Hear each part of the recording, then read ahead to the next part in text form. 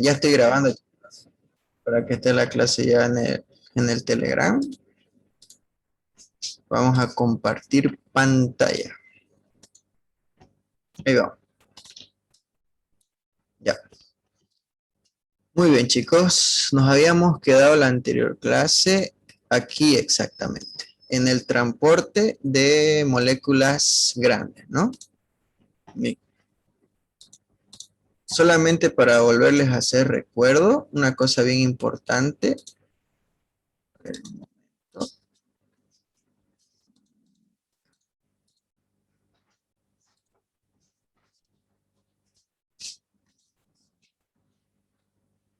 Opciones, resaltador, pluma, flecha. ¿Pueden ver, chicos, mi puntero? Sí, se ve, Ausi. Muy bien, chicos. Estoy queriendo colocar un resaltador. Ya, bueno, aquí mejor. Bien, bien, chicos. Solo para recordar un poquito. Habíamos dicho que el transporte celular vendría a ser ya sea la incorporación o ya sea la salida de sustancias o partículas de la célula. Eso es bastante importante siempre recordar, ¿no? También hablamos de transporte celular al transporte de moléculas o sustancias en el interior de la misma célula. Pero la anterior clase habíamos visto que ya sea la entrada o la salida de sustancia de la célula puede ser de dos maneras, ¿no? O bien vamos a tener el transporte de sustancias pequeñitas, que eso lo habíamos estudiado ya anteriormente, o bien de moléculas un poquito más grandecitas. Y este transporte de moléculas más grandes, yo les había dicho, chicos, que también se puede tener otro nombre. Ese otro nombre que se le puede dar es el famoso transporte vesicular. Es importante siempre tomarlo en cuenta, ¿no? Al transporte de moléculas grandes, yo siempre le digo, yo lo diferencio de esta manera, transporte de moléculas grandes y transporte de moléculas pequeñas, para diferenciar nomás los distintos mecanismos que hay para las moléculas, ya sea de más grandecita o más pequeñita. Pero en su libro, como ustedes lo van a ver, es que el transporte celular principalmente de moléculas grandes, se da por este tipo de transporte que se llama transporte vesicular. Y hay de dos tipos, ¿no? La endocitosis y la exocitosis. Eso es un poquito para repasar lo que habíamos visto en la anterior clase. Muy bien. Vamos a continuar. Bien. Entonces habíamos visto, chicos, que el transporte de moléculas grandes puede ser por endocitosis o exocitosis. Dentro de la endocitosis habíamos visto que habían tres tipos de mecanismos, que es la fagocitosis, pinocitosis y endocitosis mediada por receptores, y la exocitosis de dos tipos también. Y les había explicado los tipos de moléculas grandes que pueden transportarse a través de la membrana celular, ¿no?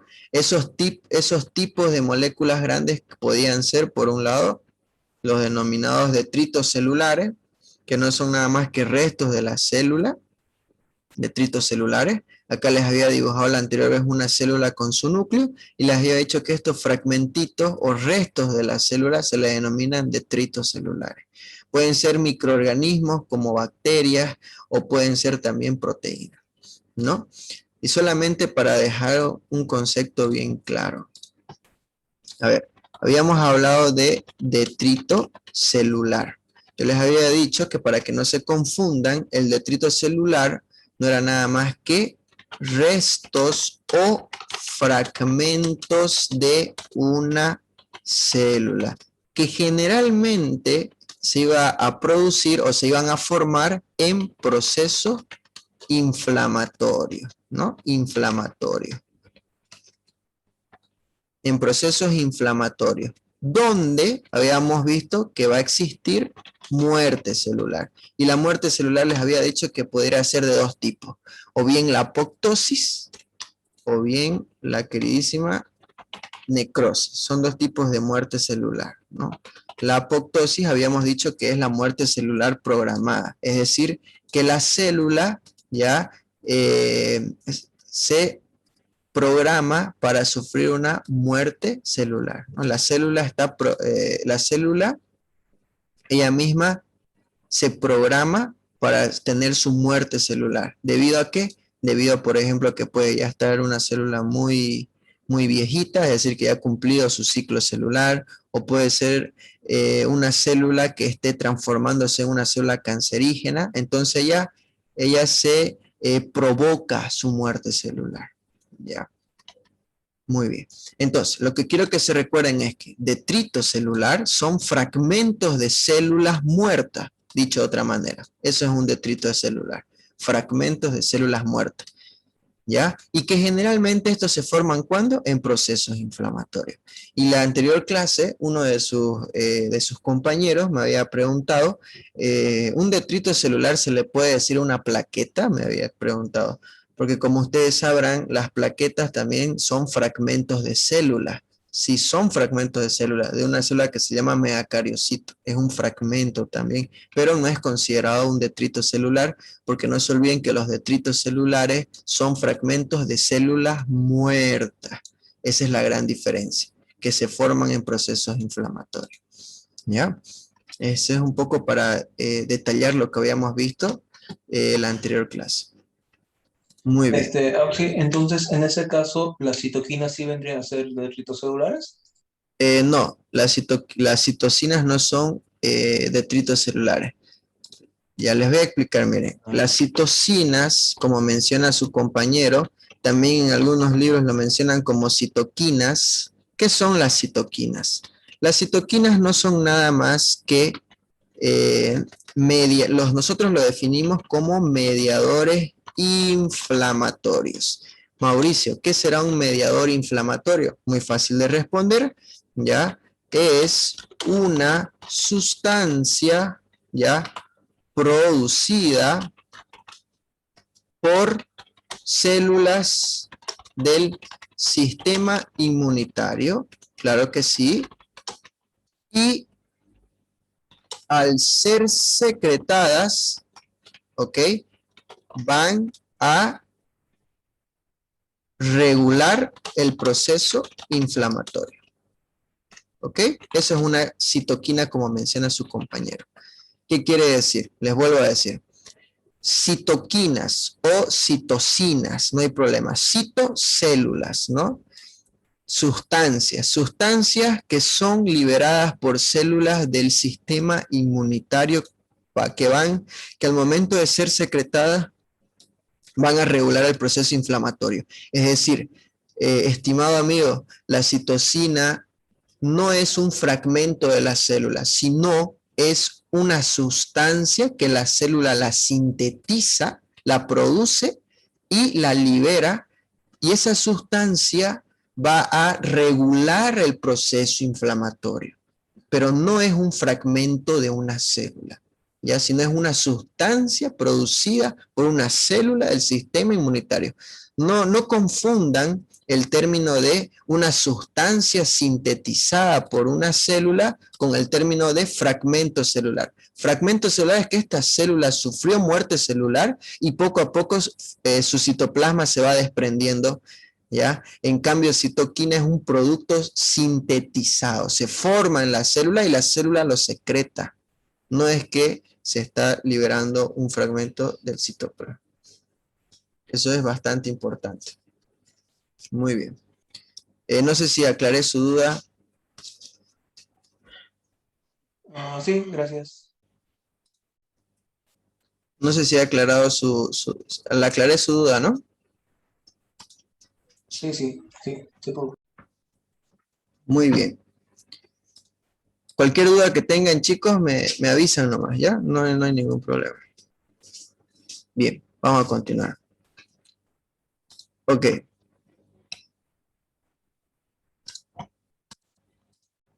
Bien.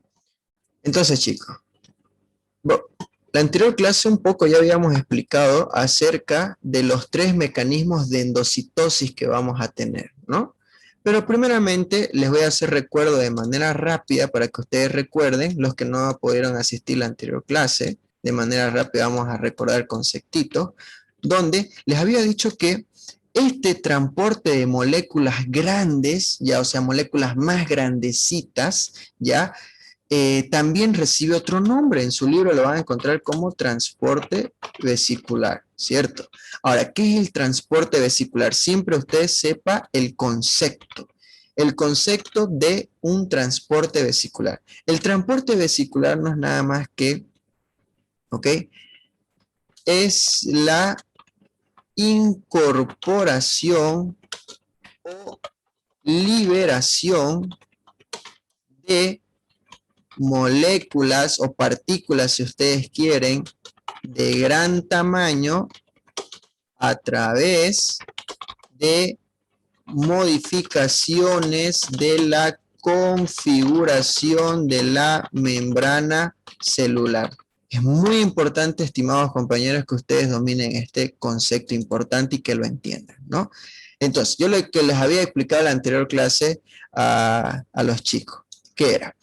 Transporte vesicular se refiere con la incorporación o liberación de moléculas de gran tamaño. Fácil de entender por el momento, ¿no? Quiere decir que o bien la célula, por ejemplo, fíjense acá, está incorporando una molécula grande al interior, ¿no? En este caso, por ejemplo, esta es una bacteria, ¿no? Ahí está. Acá también está incorporando agua y probablemente partículas disueltas en el agua, la está incorporando. Acá también está incorporando moléculas al interior. Claro que sí, se están incorporando moléculas. Entonces, es fácil de entender hasta este momento el concepto. Incorporación o liberación también, o sea que la célula libera, ¿ya? Pero no se olviden, chicos, que como estamos hablando de moléculas grandes, la membrana no puede, o sea, estas moléculas no pueden atravesar fácilmente la membrana. No pueden atravesarla por canales o por proteínas transportadoras, no, porque son moléculas grandes, no entran en los canales, no la puede llevar la proteína transportadora. Entonces, lo que ocurre, chicos, es que la membrana celular, para que pueda ya sea incorporar o liberar sustancias, va a sufrir modificaciones de su configuración. Y les había explicado en la anterior clase que en qué consisten modificaciones en la configuración, que la membrana va a adoptar distintos tipos de forma para poder ya sea incorporar o liberar una sustancia. Por ejemplo, fíjense en esta imagen, como esto que está amarillo es la membrana celular, ¿ya? Lo que está por fuera líquido extracelular, lo que está por dentro intracelular. Esta membrana, fíjense cómo está cambiando su configuración, ¿no? Está formando estos pseudomanitos o pseudobrazos, ¿ven? Está cambiando su configuración para poder atrapar a esta molécula e incorporarla. A eso me refiero con cambios en la configuración de la membrana. Cambia su forma la membrana, ¿ya? Y es necesario que ocurra esto, chicos, para que pueda existir, la incorporación o salida de sustancias, ¿ya? Es muy importante. Muy bien. Dentro del transporte vesicular, chicos, existen dos. La endocitosis, ¿ya? Que la endocitosis nada más se la define como es un tipo de transporte vesicular donde se incorpora moléculas de gran tamaño. ¿Listo? Así se lo define como la endocitosis. La endocitosis se lo define como un tipo de transporte vesicular, ¿ya? Y donde como resultado se incorporan las moléculas al interior. Es decir que endocitosis es incorporar moléculas de gran tamaño. Nada más, así de sencillo. Y exocitosis es lo contrario, es la liberación de moléculas de gran tamaño. Nada más. No se olviden que el término exo significa afuera, ¿no? Hacia afuera, exo, yendo hacia adentro, para que se recuerde, ¿no? Muy importante.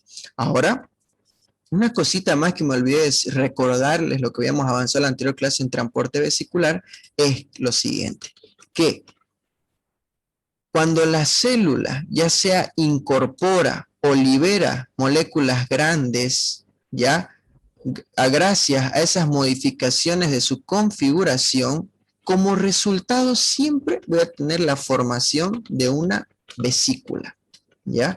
Una vesícula, estimados amigos, no es nada más que un saco o una envoltura, ya es una membrana que forma un compartimiento, o si quieren como una bolsita, eso es una vesícula.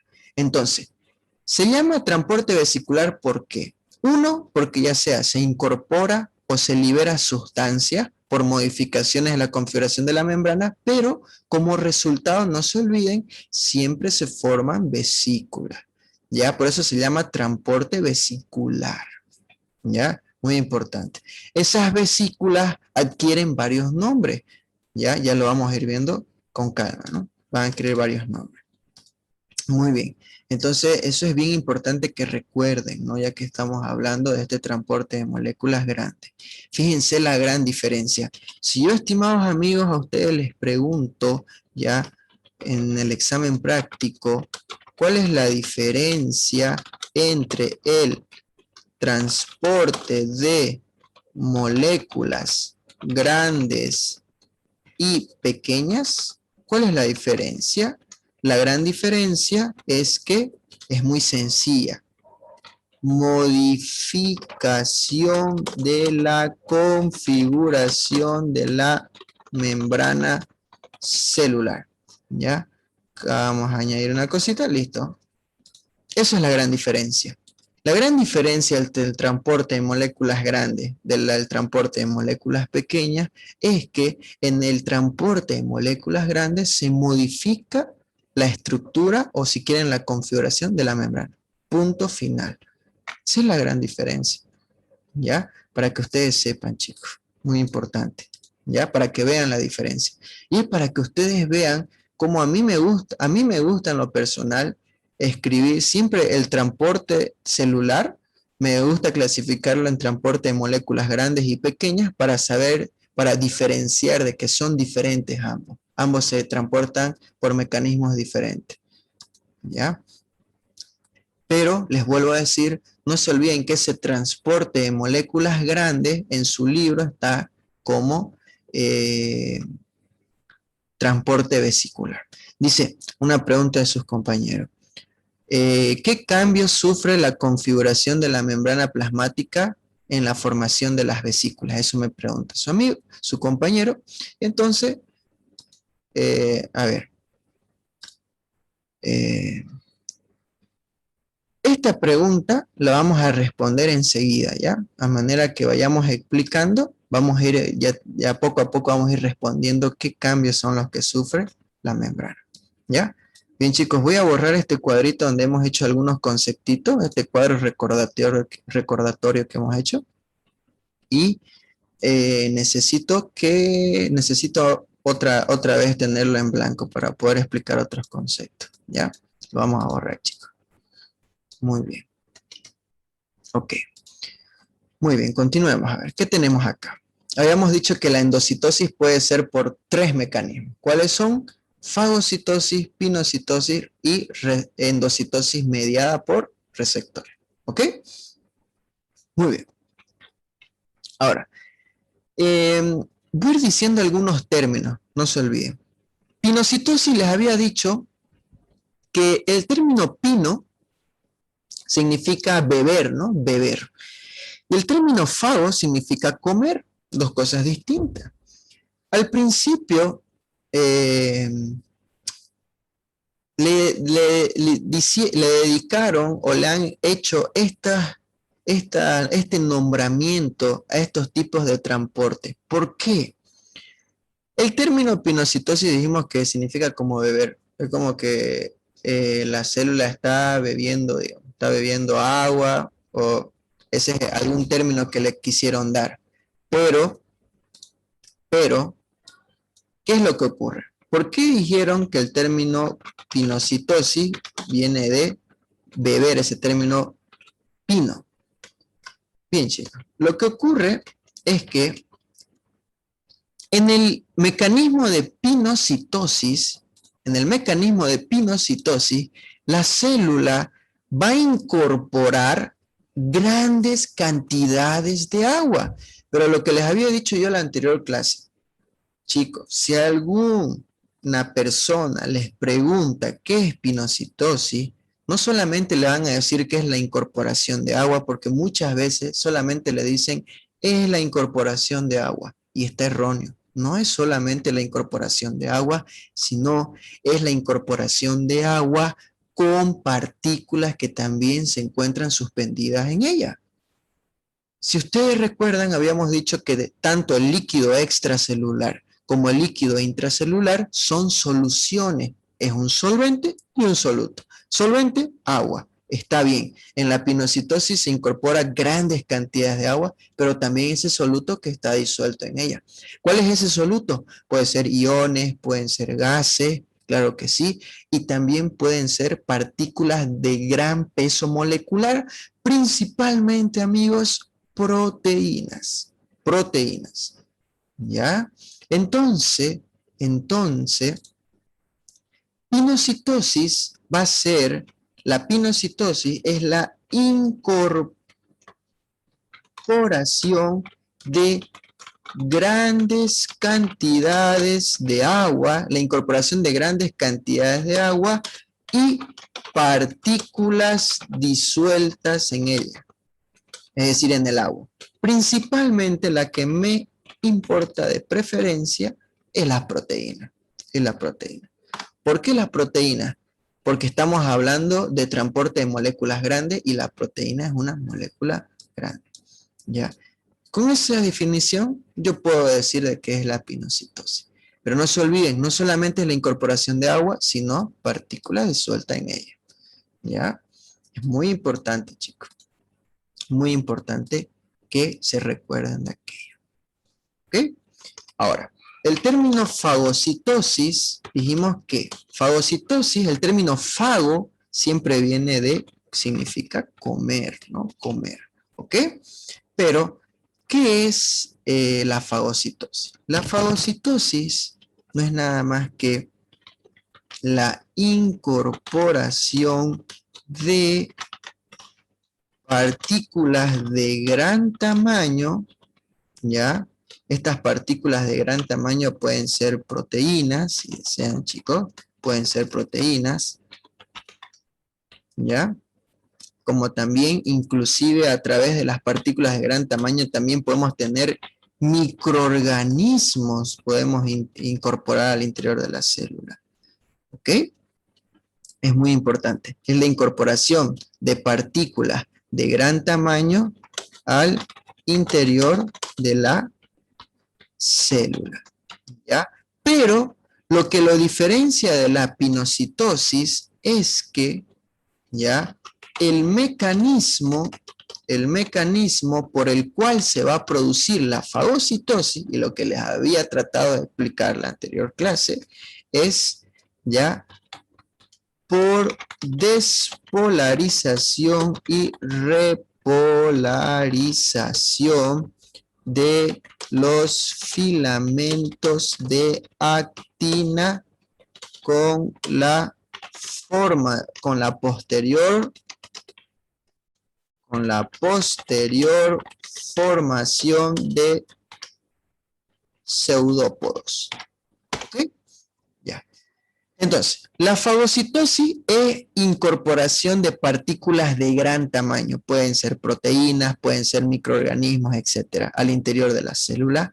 Pero la gran diferencia es que se produce gracias a una despolarización y repolarización de filamentos de actina con la posterior formación de pseudópodos.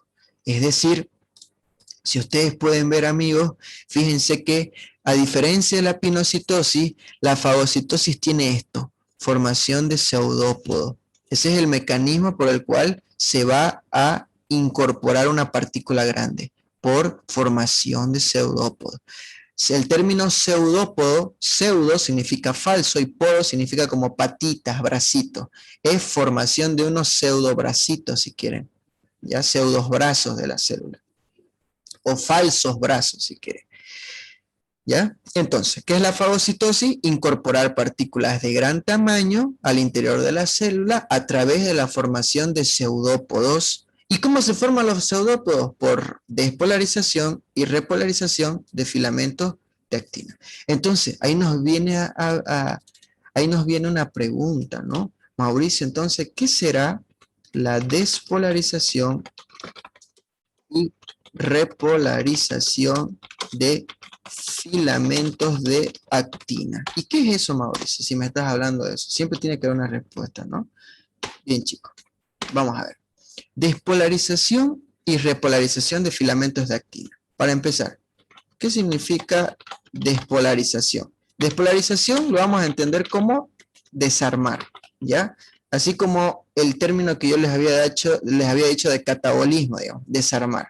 Y el término de repolarización, de manera fácil, lo vamos a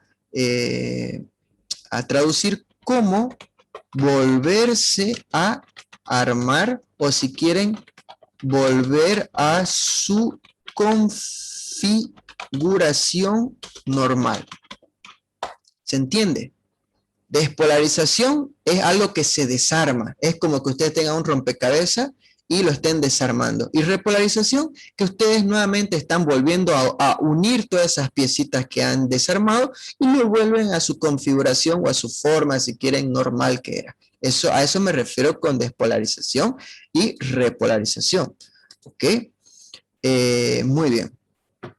Ahora, ok. Y por último, hay otro término que tienen que saber, que es el filamento de actina. ¿Ya? ¿Qué es el filamento de actina? Esos son los tres términos que tienen que manejar muy bien. ¿Ok? Filamento de actina, amigos, significa una cadena de proteínas de actina. Mauricio, ¿qué quieres decir con eso? Bueno, les explico. Si ustedes recuerdan, yo les había dicho que en nuestro organismo tenemos dos tipos de proteínas, ¿no? Proteínas, y acá le voy a colocar si quieren, de dos tipos, ¿ya? No me confundan con las proteínas que hay en la membrana celular, que se recuerdan que las proteínas de la membrana se dividen en proteínas integrales y periféricas. No, sino esta clasificación que les voy a hacer es de manera general, sin tomar en cuenta la membrana, general. Existen dos tipos de proteínas. Por un lado, tenemos las proteínas globulares. Las proteínas globulares no son nada más que las proteínas individuales, ¿ya? Individuales. ¿Qué quiere decir una proteína individual? Voy a dejar un ratito a un ladito mi tablita que me estoy haciendo y vamos a dibujar. Fíjense. Acá les dibujo una proteína individual. Eso es una proteína individual, chicos. Eso. Una proteína así, sueltita. ¿Cómo está formada la proteína? ¿Se recuerdan, chicos? Está formada por un conjunto de aminoácidos, ¿no? Varios aminoácidos me forman la proteína. Ahí está. Ahí está tu proteína. Tu proteína sueltita es una proteína globular. A eso le llaman proteína globular. Pero cuando varias proteínas globulares, si quieren ustedes, o sea, cuando varias proteínas se unen, me forman esta estructura que se denomina filamento proteico. Filamento proteico. ¿Cómo se llama? Filamento proteico. O también se llama proteína fibrilar, como ustedes quieran llamarlo, estimados amigos. Entonces, acá ya les digo, tengo otro tipo de proteína, la proteína fibrilar, o si quieren, el filamento proteico. ¿Qué es la proteína fibrilar o el filamento proteico? Es, como ustedes saben, chicos, es un conjunto de proteínas que se autoensamblan para formar una cadena.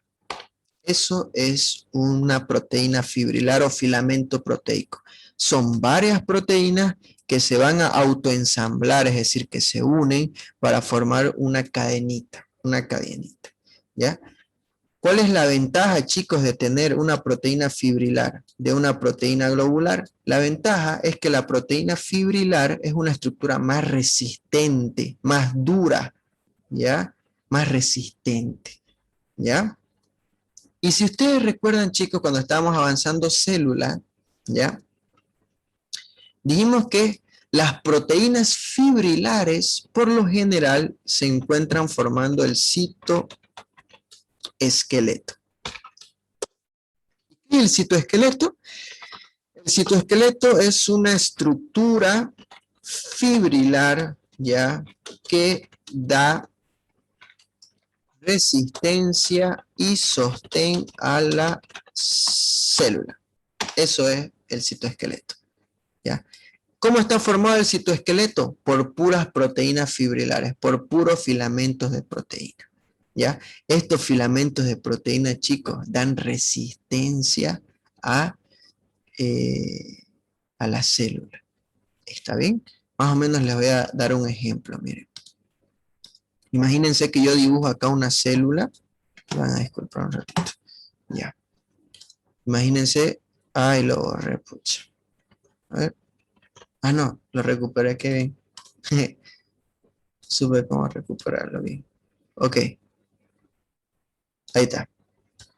Ahí tienen una célula y sepan ustedes, chicos, que ese es su núcleo, ¿no? Se los voy a dibujar de otro color, de rojo si quieren. El citoesqueleto es una estructura fibrilar, es decir, está formado por varias proteínas fibrilares o filamentos de proteína. Y generalmente el citoesqueleto se encuentra en la periferia, así, en la periferia de la célula. Ya ahí se encuentra en la periferia y se encuentra dando estabilidad a la célula, es decir, le da sostén. Inclusive algunos autores dicen que le da la forma a la célula, ¿no?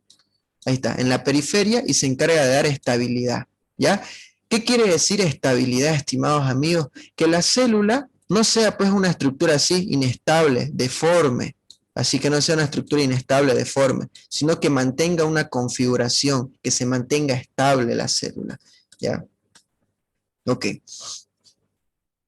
Así, quiero que ustedes me imaginen que estas cositas rojas que les dibujo es esto, digamos, esto de acá, filamentos de proteína, ¿ya? Eso quiero que me imaginen, digamos, que estas cositas rojas. Hay un montón de estos de aquí, ¿ya? Y existen varias estructuras que me forman el citoesqueleto, chicos. Hay varios, si quieren ustedes, proteínas fibrilares o filamentos proteicos.